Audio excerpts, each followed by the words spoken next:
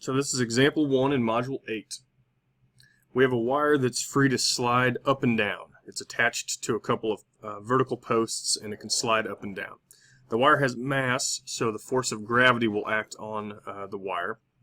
And we're told that if we run a current through this wire, it will travel up at a constant velocity due to the force of a magnetic field. So there's a uniform magnetic field here. And the first thing that we're supposed to do is determine what direction that magnetic field points. Well, if we look at a free body diagram for the wire, the force of gravity points down. And the magnitude of that force is just going to be its mass times the gravitational acceleration constant. So the force due to the magnetic field must point up. Now, to determine the direction of the magnetic force exerted on a current, we use the right-hand rule again. It's similar to the right-hand rule that we use for the force exerted on a charge. So we're going to point our thumb in the direction of the current, then our fingers point in the direction of the field, and then the palm will point in the direction of the force exerted on that current.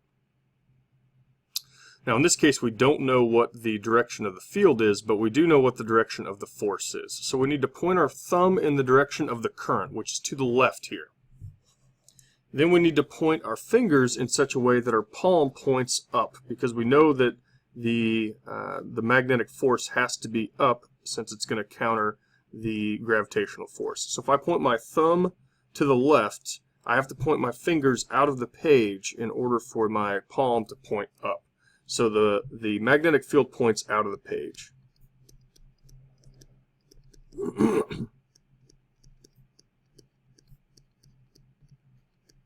Now we want to figure out what the magnitude of this magnetic field is.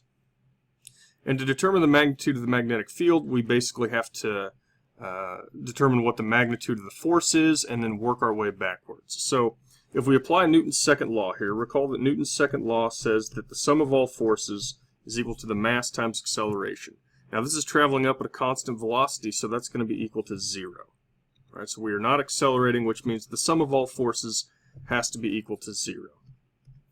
I've got two forces. I've got the magnetic force, so I'm going to write the magnitude of the magnetic force as F subscript B, and that is in the plus y direction. And then I've got the force of gravity, which is in the minus y direction. So we only have y components for these two forces. And if we just look at the y components, then we have that the magnitude of the force of gravity minus mg is equal to 0. Alright, so let's figure out what the magnitude of the force of the magnetic field is in terms of the magnetic field itself. So we know that the magnetic field strength is equal to I L B sine theta. And here sine theta, this angle theta is the angle between the current and the magnetic field. So the current is directed to the left.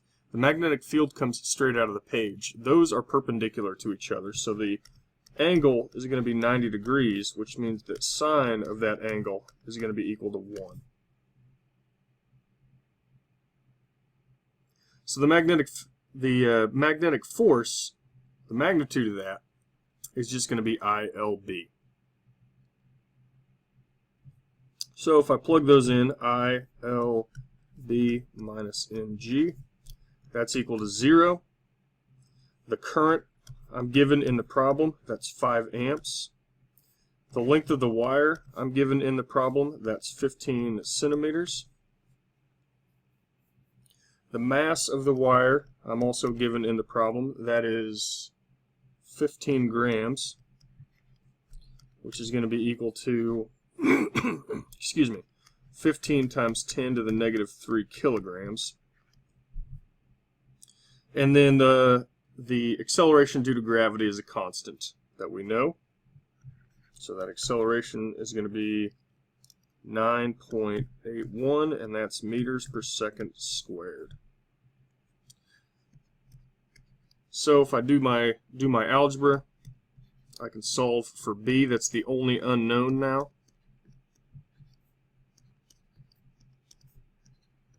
It's going to be mg over IL. And again, I have values for everything on the right-hand side now. I just need to make sure that I put everything in. Well, the safest thing to do is just to put all of the values that I have into the base SI units so that the magnetic field will come out as Tesla. So the only thing I need to convert then, I've already converted grams to kilograms. Amps is the base unit, meters per second squared is the base unit, but I do need to convert 15 centimeters to meters, so that'll be 0.15 meters. All right, and the last question requires us, well, it asks if we doubled this current, so if we went from 5 amps to 10 amps, what would the acceleration of the wire be? So the wire is going to accelerate if we increase the current, because that's going to increase the magnetic force. It doesn't increase the force of gravity. So remember, we had the free body diagram for the wire. Force of gravity points down. Magnetic force points up. If the length of those two arrows is the same, we don't get acceleration. If they're different, we do get acceleration. So Newton's second law says that the sum of all forces is going to be equal to mass times acceleration. So for the y components, we have the force of the magnetic force points up, force of gravity points down. That's going to be equal to the mass of the wire times its acceleration. So what I need to do here is calculate what the new magnetic force is. Now, if I've just done this numerically, plugged in a bunch of numbers, I could calculate this force, and I would expect that this force is just going to be twice what it was before. And that's true, but let me just do this symbolically first. So let's call the old current, so the original current, let's call that I naught, and that's the 5 amps. And let's call the new current I, and that's going to be 10 amps.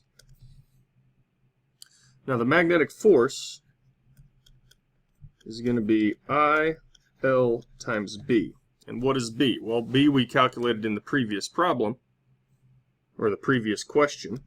So I can write that as IL mg over, now this is the previous current, so that's I naught L. And I note that I is equal to 2 times I naught. So I can replace I with I naught. So this is going to be 2 I naught L mg over I naught L. And now I see that the I naught and L in the numerator and denominator are going to cancel. So this is going to be 2 times mg. And that is 2 times the force from the previous part. Right? The magnetic force had to be equal to the force of gravity before. Now it is equal to 2 times the force of gravity. So if I go back up to my Newton's second law equation, I've got 2 times mg minus mg. Well, that's just equal to mg. So the acceleration is equal to g. That means that if I doubled the current, so initially the wire is traveling up at a constant speed, I double the current, the magnetic force doubles, and it causes an acceleration that is equal to the gravitational constant. So that means that it's going to accelerate upwards with an acceleration of 9.81 meters per second squared. And there we are.